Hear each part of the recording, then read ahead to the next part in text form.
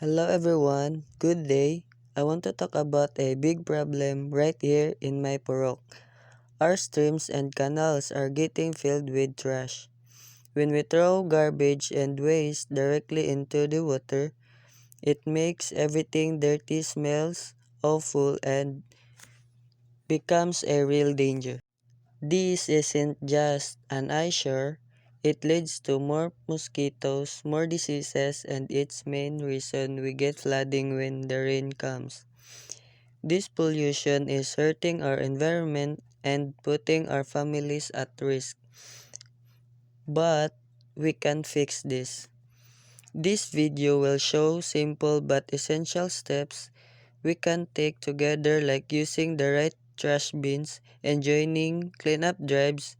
Join me as we learn how teamwork and discipline will make our Purok a safer and healthier place for everyone. And this is my presentation of the problem. In our Purok, one of the main problems we are facing in the presence of dirty streams and drainage areas caused by improper waste disposal. Some residents throw their garbage and household waste directly into the waterways instead of putting them in proper trash bins and waiting for garbage collection. Because of this, the water in our streams becomes dirty, smelly, and full of waste materials. This situation not only makes our surroundings unpleasant but also affects our health and safety. The dirty water becomes a breeding ground for mosquitoes, which can cause diseases like dengue. During heavy rains, the blocked drainage often leads to flooding in some parts of the Purok. If these problems continues, it will harm our environment and the well-being of our community. That's why it's important for everyone in our Purok to practice proper waste disposal and take part in cleanup activities to keep our area clean and safe. And this is my proposed solutions. To solve the problem of dirty streams and waste dumping in our Purok, everyone in the community needs to work together. One important step is to practice proper waste disposal by throwing garbage only in designated trash bins and separating biodegradable from non-biodegradable waste. We should also encourage every household to avoid dumping waste into streams or canals since this causes pollution and flooding.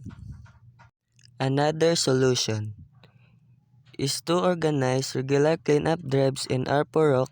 This will not help remove garbage from waterways but also promote teamwork and responsibility among residents. Our local leaders can also help by placing more garbage bins in public areas and reminding everyone about proper waste management through meetings or posters. Lastly, we can promote environmental awareness, especially among children, by teaching them the importance of keep our surroundings clean. Through cooperation and discipline, our Purok can become a cleaner, safer, and healthier place for everyone to live in. And this is my reflection or call to action. Keeping our surroundings clean is everyone's responsibility. We should start with simple steps, throwing our trash properly, joining cleanup drives, and reminding others to do the same. When we take care of our environment, we also take care of our health and our communities. Future, let us work together. Our Purok clean and safe and beautiful. Small actions from each of us can create a big change for everyone.